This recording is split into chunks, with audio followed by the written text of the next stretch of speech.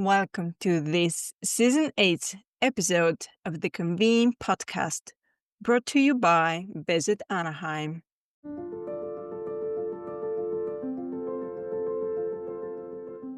Today's guest is someone who brings bold leadership, powerful advocacy, and deep industry experience to everything she does. Cameron Curtis is the founder and chief innovator of C2 Association Strategies. With more than 25 years of experience in association management, Cameron is known for her unwavering commitment to people-first leadership, inclusive strategy, and transforming challenges into opportunities. In this episode, we talk about what belonging really means, why DEI is still essential even when it feels risky, and how event professionals can design safer, more inclusive experiences, no matter the political climate. We start now. I think we're seeing a real impact in the US specifically. If you have an international meeting, we have international attendees that are afraid to travel here, not just people from the LGBTQIA2 plus community, but people who come from countries like South America, people with brown skin, because of what's happening currently in the US and, in terms of deportations and backlash against people who are immigrants, whether they are here legally or not. So that's one thing. I think we're also seeing the LGBTQ plus community is afraid to travel even within the US or, we're very US centric based, but it's also happening overseas as well. And there are still countries that have the death penalty if you're LGBTQ plus, which, in 2025 is really, I can't even understand why we're still while we're still in that space. But we are seeing a huge impact on meetings and events and attendance.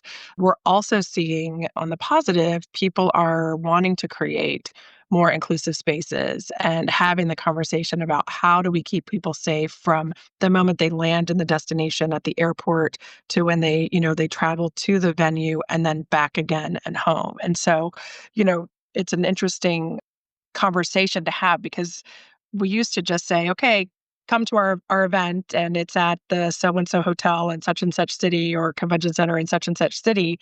We never really had to think about that safety piece from the moment they're in the city or land in the destination to when they leave. So really pushing the boundaries and the limits as to what does inclusive mean and what does it mean to keep people both physically and psychologically safe when they're attending our events.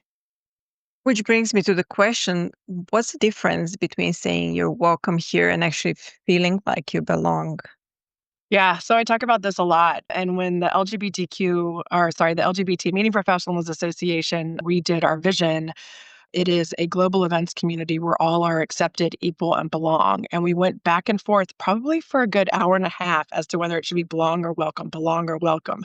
And really, if you think about it, I can say to someone, you're welcome here, right? You're welcome. Come in, you're welcome.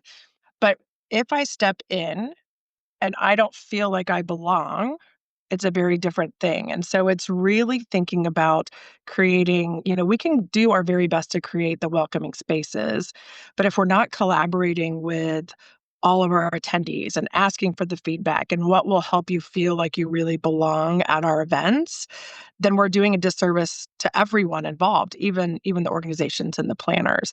Belonging is really when I step into that event, I feel like I'm on an equal playing field with everybody who is there, right? It goes back to that diversity, equity, inclusion. It is, if I have accessibility needs or if I'm LGBTQ plus, it is really finding the best way to support every person, every demographic, anybody who is coming to your event, regardless of where they come from, what their background is. It's as soon as you step into that space, it should be sort of like Willy Wonka and the Chocolate Factory, right? You step in and it's sort of, oh my gosh, this is an amazing experience. And I feel sort of surrounded by people who are like-minded and that I really fit, right? And that goes back to you feel both psychologically and physically safe in that space. Do you have some examples of how event planners can communicate? So ask the questions and also then communicate back. Yeah, I think we're seeing it in some ways. A lot of organizers are now putting menus in their apps, right? They're asking the question. I think from an events perspective, we're used to asking a bunch of questions on a registration form, but then not necessarily doing anything with the data that we get and the answers.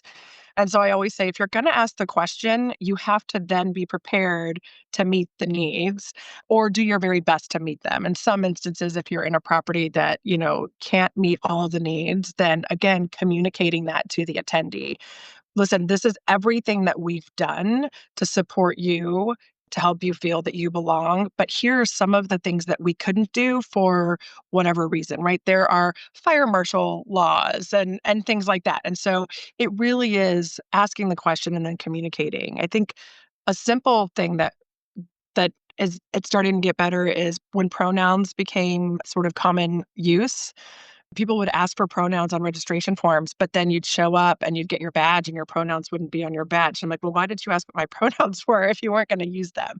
So I think we've come a long way, but I do think it's really important to ask the question. And if somebody has something that is, you know, not the typical answer that you get, then reaching out to them and getting more information. Because when you do that and when you communicate directly with someone and say, I see you, I understand, I want to make this the best possible experience for you. Here are limitations. What can we do to best support you? I mean, that person immediately will feel that they belong when they get to that event because you've done everything within your power to make it that safe space for them. People are still very afraid of getting those wrong, not only the pronouns, but in general, getting things wrong, right? So how can they event planners, how can they overcome the fear? What can they do about it? Yeah, so LGBT MPA, we have this series that we've done. It's Beyond the Binary. And basically, we created kind of a safe space to talk about basically what it means to be beyond the binary. And when we first did it, we really thought we were going to get a lot of questions about inclusive event design. And it really was my niece is now my nephew, and the pronouns are they, them. And I'm in my 50s, and it's been ground into my head as a child that you can't say, because they, them is singular. So they is going to the store, right? In our minds, that sounds so wrong, but that we have to respect the pronouns. I also use the example that my name is Cameron. I am a cisgender straight white woman, and my pronouns are she, her. But growing up, Cameron was traditionally a boy's name, and I was always on the boys list. And still today, I get Dear Mr. Curtis. So when pronouns were first introduced, I thought, oh my gosh, this is amazing. I can finally tell people that I'm a she, her, and I'll stop getting Mr. Curtis. So if you think about it that way, it really is just respecting how someone wants to be. It's no different than saying Mr., Mrs., Miss, Ms., right? Whatever. It really is respecting how someone wants to be seen and spoken to and recognized. I think I like to say we should all assume positive intent. So if you make the mistake and someone's pronouns are they, them, and you accidentally say she because it's someone that you've known for a long time and or you use their new name or whatever, it's making the effort and then once you realize stopping and saying, I'm really sorry. I meant to say they, them. It's very hard for me. And I'm trying really hard to say the right thing and recognize you as who you are. So, again, I think on both sides, we have to understand that just as any older generation or the generations before us, like we have issues with our parents and our parents had issues before that. This is just one of those times where we're learning something new and it's harder for us as we get older to learn something new, but making the very best effort to say the right thing. And yet we're in this point in time where we we are all learning, but then all these things happen in the US, and now many organizations cannot even say DEI. What can they do? I think we saw an initial swing away from DEI where organizations were like, we can't say it, especially if they get in the US government funding in some way, shape, or form, or if they have DEI programs. I think one of the things that our government didn't take into account that diversity isn't just what we look like, our ethnicity, our, backgrounds, our gender identity. It is diversity of thought and opinion and experience, right? And all of those things help to make our events more robust, right? We're in the business of bringing people together so that they can spark that next idea. And so in the beginning, people were really like, and there are still lots of companies that you can't say DEI. They're using things like conscious inclusion, which I think we should all be consciously inclusive. I feel like that's something that we're taught when we're young is to consciously include people. So it's not the same. But I am seeing a swing back where organizations are starting to say diversity, equity, and inclusion again, because they're realizing that it really does make a big difference. Without diversity, equity, and inclusion, everything would be boring. Right? Like it would be so boring if we all were exactly the same. We're like robots sitting around a table, beeping and whatever, right? But that's what I think of when you take away diversity, equity, and inclusion, because we all bring something unique to the table. I think organizations are starting to see that. But I do think, it's hard for organizations that rely on government funding specifically because typically a lot of times it's healthcare, right? And so they're getting that money so that they can provide grant funding for research grants so that people can find the next cure for cancer or whatever. And so it's a very difficult decision that they have to weigh. And so I can understand why in some instances having to pull back, right? You have to pull back to sort of save the thing that is most important. But I don't know, considering what's been happening just the last couple of days in the US. I like to say I'm hopeful, but then sometimes I'm like, I don't know. It's really hard to be hopeful and not feel despair. Yeah, I can totally relate. I believe that's how we all feel. Do you see any opportunity in these times? I think just like any polarizing time, people are really pulling together. I was part of the World Pride Parade just a few weeks ago in DC. And, we didn't know like what the turnout would be. And it was so many people and it was really amazing to sort of be in DC and watch and be a part of that. I think we're seeing a lot of allies who are standing up, right? I think, that it's more important than ever that if you are an ally, it is our responsibility to stand up and protect and speak out for our friends who maybe can't do it for themselves.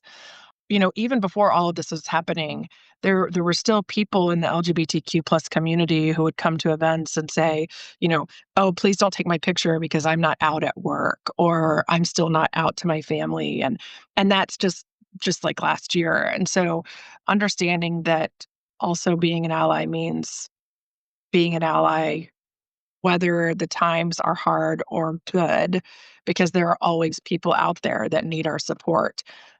And so I think this is the time for us to stand up and say, enough, and we're not going to stand by and watch you sort of take away the rights that we all have and deserve because you are, from a different population, like a different ethnicity, that you're not white. I think that's the hopeful piece. I didn't sound very hopeful when I said that, but Yeah, I get it. These are trying times. From swaying palm trees to sun-kissed venues, Anaheim offers an inspiring Southern California backdrop for your next corporate meeting or major convention. Anaheim is home to the largest convention center on the West Coast, a walkable campus, flexible modern venues, top-tier hotels, and authentic local experiences. What truly sets Anaheim apart is its inclusive spirit. Here, all attendees feel welcome. Plan your next gathering in Anaheim, a destination built for connection.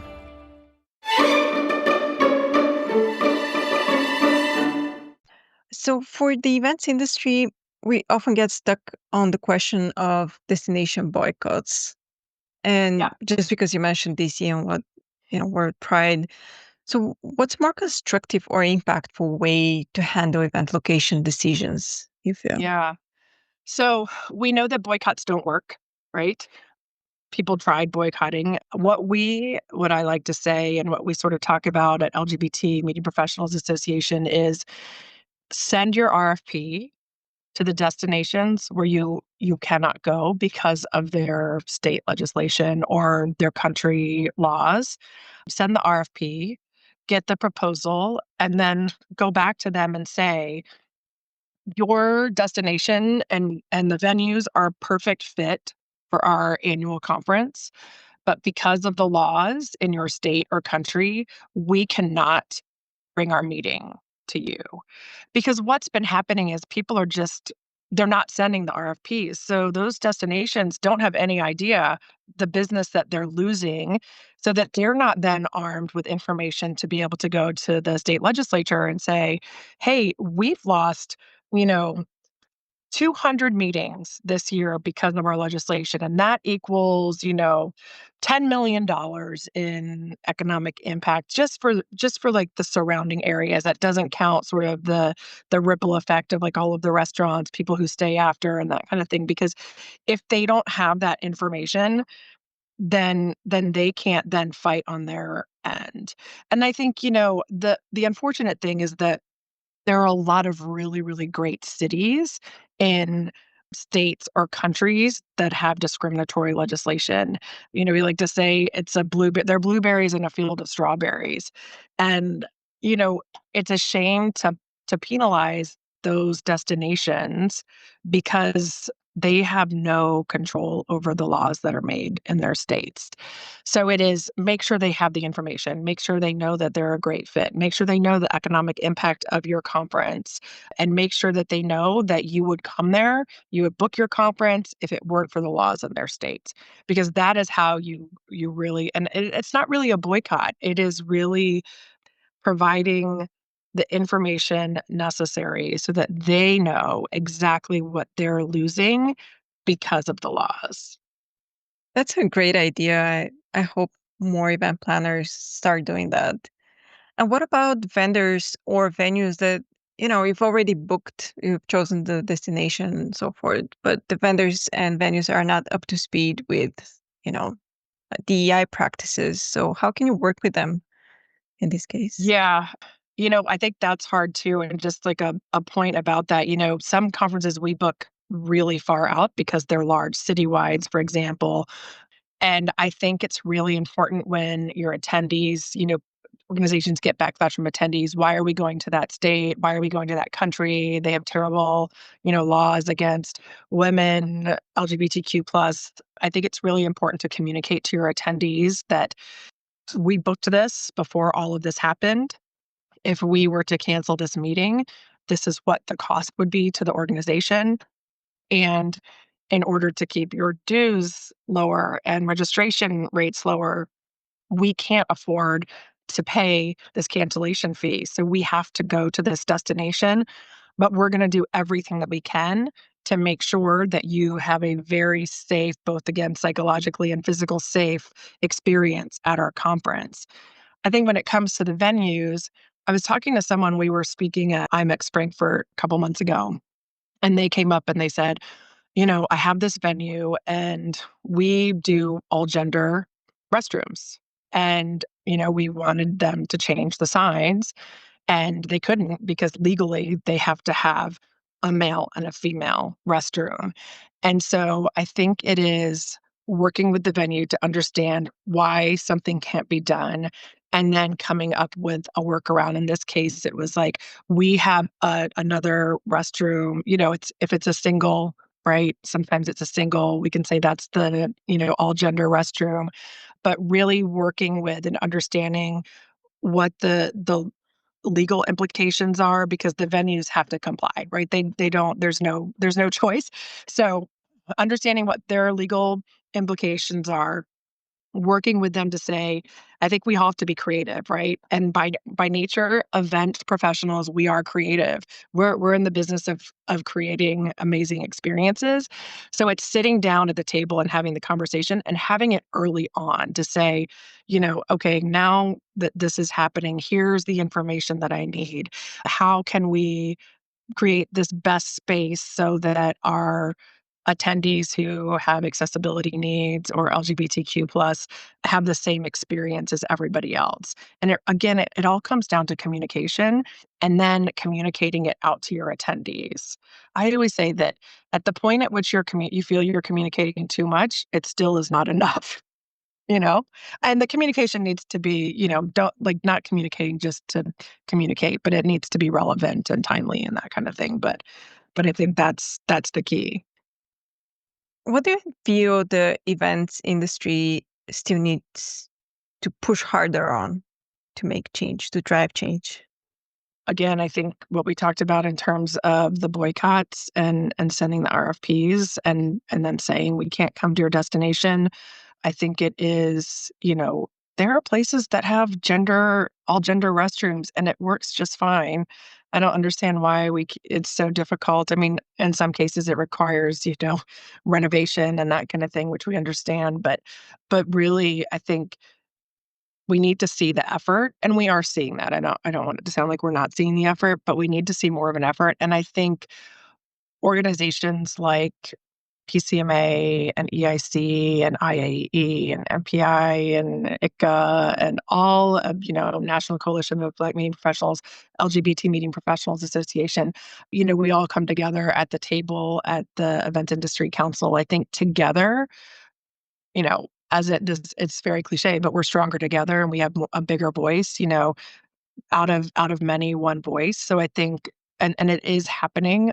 I'd like to see it happen like quicker. Like I'm a very impatient person by nature. I think event planners are typically impatient, but I think, it is happening. We do have a voice. I think we need to be stronger in our lobbying efforts. But I also recognize that the times that we're in, people don't feel physically safe. We've had the shooting in Minnesota. And so it is really balancing speaking out and understanding what the ramifications could be. I was telling a friend of mine when right after the Trump administration came into office this year, I went to post something on social media about the LGBTQ plus community. And it was the first time that I paused before I posted because I thought, oh, this could somehow come back against me. And I own my own business and I have, people that I am responsible for paying their salaries. And, I have clients that I'm responsible to and a family. And I was a very short pause because I'm like, no, but I'm an ally and I need to stand up and speak out. But that was the first time that I ever felt like I could be like something really bad could happen and not just, like like physically somebody could come after me. And that's a weird space to be in. Being on the other side of the world, not living in the US, my first reaction was like, oh, come on, people, don't stop, you know, not addressing DEI, running away from the words and complying with that list of forbidden words and phrases. And I feel that was the reaction outside. Yeah. But I also understand how being in the country, that makes you feel very uncertain. Yeah.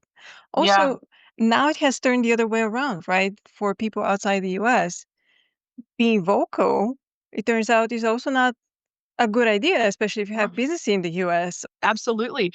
I mean, I like to say, and, I think the countries who are standing up sort of against our policies, especially as it relates to tariffs, right?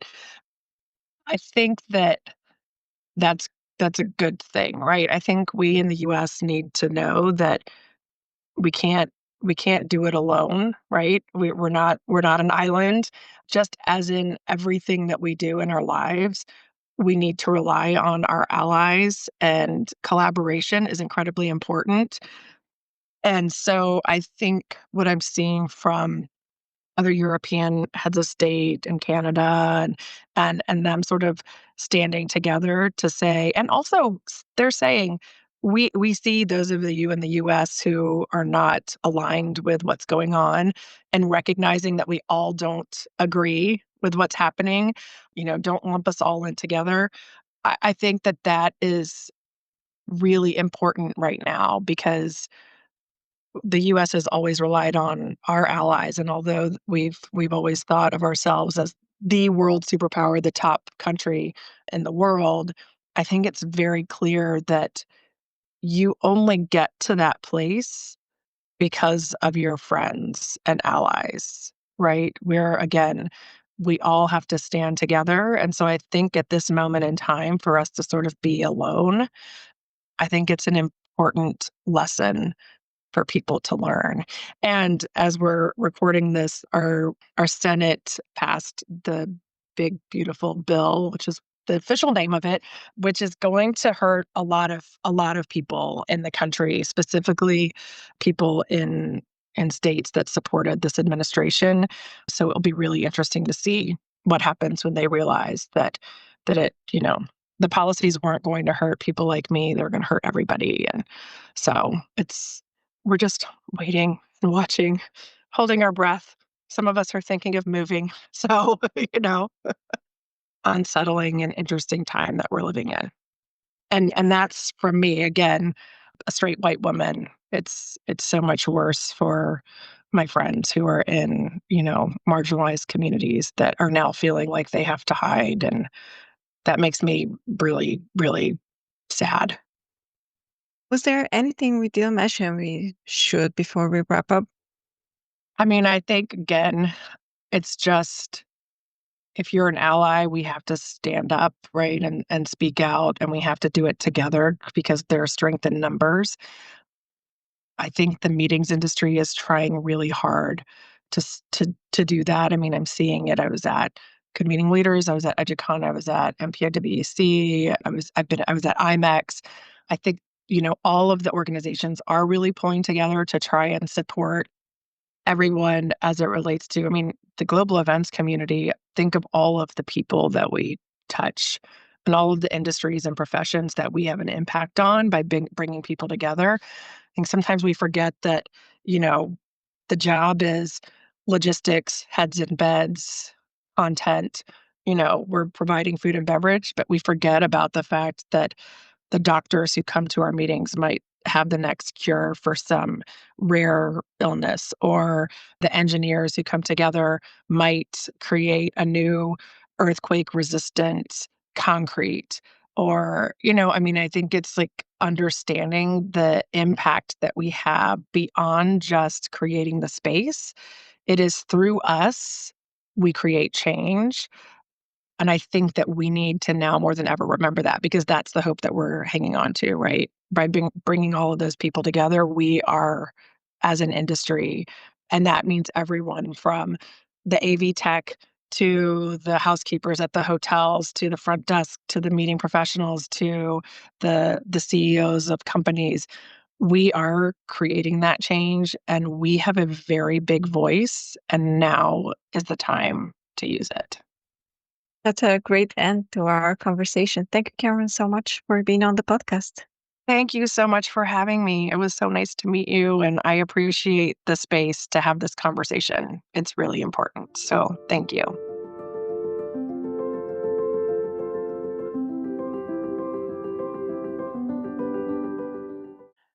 Remember to subscribe to the Convene Podcast on your favorite listening platform to stay updated with our latest episodes.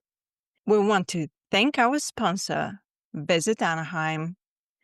Go to visitanaheim.org/meetings to learn more. For further industry insights from the Convene team, head over to pcma.org/convene. My name is Maggie. Stay inspired, keep inspiring, and until next time.